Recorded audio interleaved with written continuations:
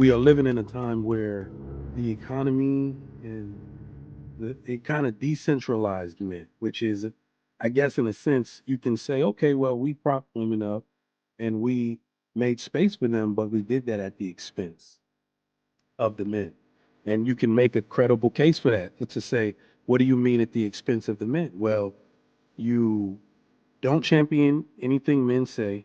You shame men into submission for everything they think and believe. You're going to get this type of isolation from men where they're just going to have to withdraw from society because they're being caged, right?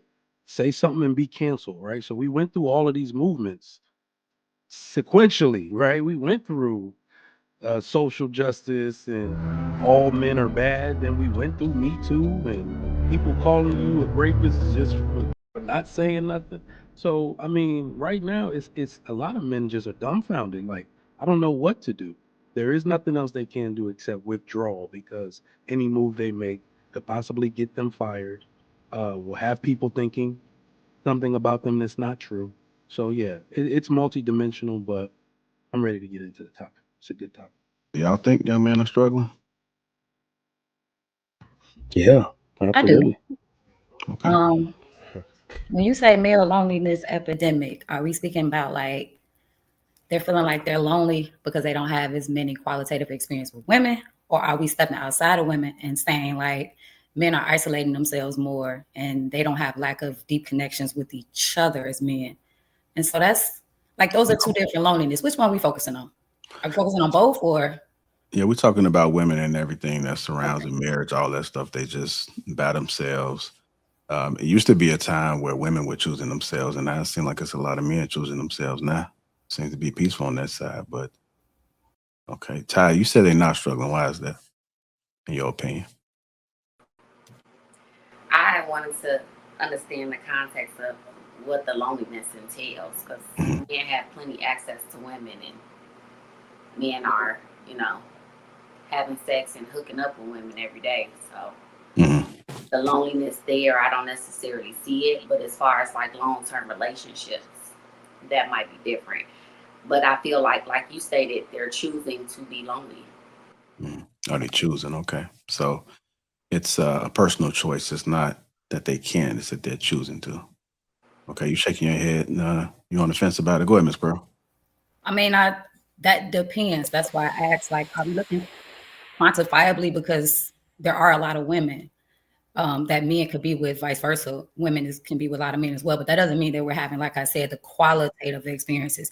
So they can sleep with a lot of women and still feel drained, still not feel like they're connected, still feel lonely, and physically have somebody that's right next to them. That's why I was just trying to contextually understand, like, are we speaking revolving around women loneliness, quantifiable versus qualitative, or are we speaking about men isolating themselves and, like I said, not having a deep connection and the brotherhood because that's another level of loneliness. So again, I did I mean I disagree. I think they have a lot of women. They're gonna always have a lot of access to women, but they're not gonna have as many qualitative experiences. Hmm. Okay, yeah, I can understand that. Go ahead, Sweeney. What you think, man? You think young men are struggling right now? No, I definitely don't think men are in a loneliness epidemic. Probably a woman came up with some stuff like that. Now, here's the thing: understand this, people. Understand this: women control access to X, and men control access to marriage, right? And who all wants marriage? Your women, right? So if your men are opting out, obviously we might want to ask what's up with the men. Well, why y'all want to opt out? And here's the reason: because a lot of your men are looking at how society is today. This is why you are starting to see a lot of younger men deciding to transition more conservative, and you see a lot of women being liberals because once again they create issues to their own problems. That's the problem. That's the problem with liberals. That's the problem with the left and all of them. They create their own problems, right? And then they want to look at everybody else and point fingers and say why this happened, why this happened. man, like we got to stop it. Prime example, allowing these, guys to think that, hey, I'm a man one day, so let me go ahead and be in these sports with these women.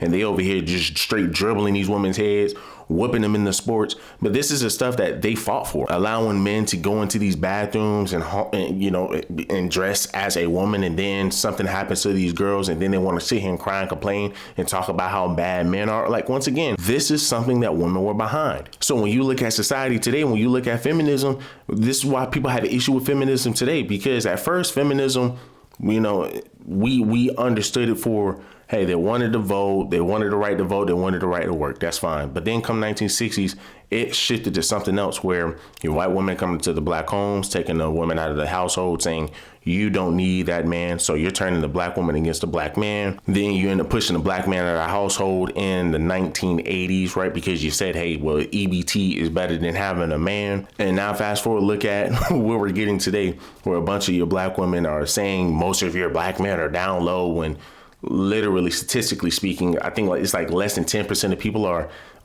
gay. But yet these are the slurs that we hear from men. So, there is no loneliness. We're not willing to disrespect a bunch of people who are willing to bite the hand that feeds them. That's the point, right?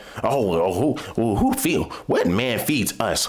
Well, the government feeds you, right? But once again, y'all, same black woman, talk about how black men don't protect black women, but yet y'all sit here and say y'all don't need a man. I mean, you look at a lot of brothers dating outside of the race, dating white women, becoming passport bros. You have to understand why, because they see the disrespect a lot of our black women give. So they're turning and they're saying that, hey, listen, I'm gonna just take my talents elsewhere. Why deal with this when I can just go somewhere else and I can be appreciated? Society and corporations highly lean on women's happiness, inadvertently affects men. And like I said, men see that stuff and they like, man, no, man, forget all of this. And this is why you see more men becoming conservative, because why continue to help people out who don't care for you? A real life example I can give you is Edward Jones, right? Edward Jones, I was trying to apply for that job, right? And I already knew I wasn't going to get the job, because just off the strength of looking at the videos, just off the strength of looking at the career page, it's just woman, woman, woman, woman, woman. So I'm just like, okay, I'm gonna still put it in just because I would like to work there and be a financial advisor or whatever. Didn't work, right? And something told me, just go to the page, right? Just go to the page. I checked the career page. I'm just like, okay, this is wild, right? Then I ended up seeing an article, right? I'm gonna see if I can put it up here, where they had an incentive-based program where I guess you had certain advisors, they would get an incentive if they took one of their accounts and gave it to a minority or gave it to a woman, right? And the women were benefiting. It's already lopsided, and that's sick, right? And that's sick. But come to find out, we then have a guy who then writes up a lawsuit, pretty much saying, hey, well, listen, I felt discriminated against. Why? Because we have the society and corporations leaning towards women's happiness. We always want to make the women happy, when it's like, hold up. What about the man? What about me? So yeah. Guys are saying now, we don't want to continue to deal with this. We're going to go ahead and turn the other cheek. Let's continue. I would say that it's probably a combination of both, that men are choosing if we're talking specifically about their encounters with the opposite sex, I would say that they're choosing to opt out of dating earlier now. They're less interested in it, but also there is a level of loneliness. But I think you can attribute that to a number of things, from the distancing with social media. I think COVID played a huge part in that, and then just people kind of not, not socializing as much as they used to, as far as interpersonal communication and being amongst each other and around each other. Instead, it's more online and things like that. So I would argue that, I would say that people in general are a little more lonely now than they once were. But they said that young men do have higher rates of reported loneliness than anybody else. I think y'all, because I talked to a few men and they have conversations with guys that they coach, and just on a reality base and not internet base, they say a lot of men are really struggling with women, and then they are lonely. So I think it is some truth to it. I think we're being misled a lot of times looking at the internet, because it's not telling the whole truth. What you got on this trigger, Mike? I heard you said it. The men are struggling. Why you think so? Yeah, I mean, someone said it's multidimensional, so it's not just one reason, right? But I've heard Miss Pearl says a bit of it. Sweeney definitely said a bit of it. There's also like a culture thing, and and it's just use the states. We all live in America, right? We are living in a time where the economy and it kind of decentralized men, which is, I guess, in a sense, you can say, okay, well, we prop women up and we made space for them, but we did that at the expense of the men. And you can make a credible case for that. Let's just say, what do you mean at the expense of the men? Well, you don't champion anything men say. You shame men into submission for everything they think and believe. You're going to get this type of isolation from men where they're just going to have to withdraw from society because they're being caged, right?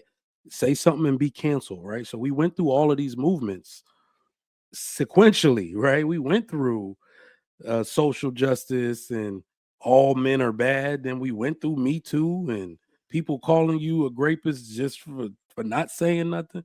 So I mean, right now it's a lot of men just are dumbfounded. Like, I don't know what to do. There is nothing else they can do except withdraw because any move they make could possibly get them fired. Will have people thinking something about them that's not true. So yeah, it's multidimensional, but I'm ready to get into the topic. It's a good topic. I think everybody kind of touched on it. Uh, it is through advancement in technology, you're going to see people moving about the world differently. So at one time, I think most men just kind of had slots in life where they knew what they had to do. Like they had to get a job. Eventually, they were going to get a wife, 2.5 kids, what the heck ever. And that was their life. Now we're exploring a multitude of alternative lifestyles. And I don't mean in the rainbow type of way, but you never heard men talk about their feelings or vulnerability 30 years ago, 40 years ago. There was no space for it. So I think just with everything everyone's saying technologically, through the advancement of women and propping them up, which is totally fine, that men are starting to now have time, even though there's more distraction and entertainment, but they're now starting to have more time to think about how they feel. And I think when you really look to your left and look to your right, you start to realize we've probably always been alone, but you had a certain level of distraction. Now you're still in that same lifestyle, but we socialize different online like this, and so on. So, I think one thing that we honestly do more often than we should is kind of just relate to this anecdotally. If we look at ourselves or even sometimes our immediate circles, sometimes we could have an idea of what the world is like and what men are feeling like and everything else. But sometimes it's a lot worse once you start digging into the numbers, or depending on what it is that you do for a living. If you consult some of these men, then yeah, you'll realize it's a lot worse than we wish it was. So men in particular, as far as being lonely in general, it's up about 5% over the last 10 years, which is not too crazy. But if we're talking about men, as far as having a female companion is concerned, if you look at Pew Research, they're talking about 63% of us are single compared to 34% of women, right? So most women are not single while we have a grave disparity of it. And another thing that you have to pay attention to is where those numbers are coming from. One of the main reasons why there's so many more men single than women is because there's the age gap, because we're talking about men under 30, whereas women have access to men. And secondly, a lot of the females are Eskimo sisters. They are dating the same men. So most of the men that women are paying attention to, who they're interested in, they realize that they have options. So for the men that you like, yeah, a lot of them aren't single. You probably won't think that men are lonely in general, but most of the men that are overlooked on a regular basis are absolutely extremely lonely. And you can tell psychologically. You can tell if you look at deletion rates. Just the the mental state of men, unfortunately, and it's something that men are usually ignored and it's never brought to anyone's attention. There are no particular support groups for men like there are for women. We just don't give a damn in real life. That's what it is. It's under our radar, and it's something that most of us, sometimes even men doing well, never pay attention to. Like somebody just said, it's hard to see it because you can only go by the people around you, right? But I do see I have heard, some people say who are a lot brighter, who studied this area, say that men are lonely. And I can see that doing what I do, I can see maybe the ones who may be lonely when they get a little older. I can see it probably coming, you know. So it's interesting for Trev. I do have a question for him because one of the things he stated, there aren't enough places to go get assistance for these young men. Who do you think should put those things together? Because what I find is a lot of women are trying to help young men and it's not working. Like these moms are doing it and it's just making the situation worse. It's not helping the situation. They're just enabling. And it's just not, working. If you want me to answer it, yeah. If we're being honest, it should be something that men do, right? Those of us who are doing better should be able. It's nobody who can understand us as much. It's not something we should rely on women for, to be honest. So yeah, that's us as men to take that responsibility and care about each other because no one else will, right? We generally don't get empathy from women anyway, which we're not. I think we do. You get caught. I think it looks different. I don't think you get the help that you necessarily need. I think for when I say empathy, right? It's not something that it's your fault that you can't give us. It's because you're not a man. You can't give it to us when we're talking about empathy. So that's why I say specifically men. Well, Shan, let me say this. Hey Shan, long time. That's one facet, right? But I don't want to get too deep into it because I think JR said he's going to play a clip. But as I think more and more about this, I look at how the narrative that people have created around the male loneliness epidemic, and like I said before, it is multidimensional, but it's also developmental. And most men and women have deprived themselves of the certain types of relationships they were supposed to form early in their 20s. And that's why the men are struggling. I'm going to tell you flat out right now, everybody, like we have it completely wrong. Can we just admit that? People, especially in this community, in our community, they keep saying, you got to have it all together before you start a family. That's BS. That's BS. This is what is a factor causing the male loneliness epidemic. My viewpoint is that most men will not have a purpose or drive without a family. Now, then look at what a family entails. Building a family, and then let's say my wife, has a bunch of sisters. And unfortunately, on the dad's side, they're married, but on the mom's side, where she has more sisters, none of them are married. Now, think about this. Aren't their husbands supposed to be my natural friends? Aren't our kids supposed to play together? Aren't these men I'm supposed to trust to keep my kids? We are deprived of the natural bonds and relationships that we're supposed to be forming within the family and community. So when we don't, so think about it this way, the people or the culture or community that fails to create families will suffer the most from this male loneliness epidemic that we're talking about.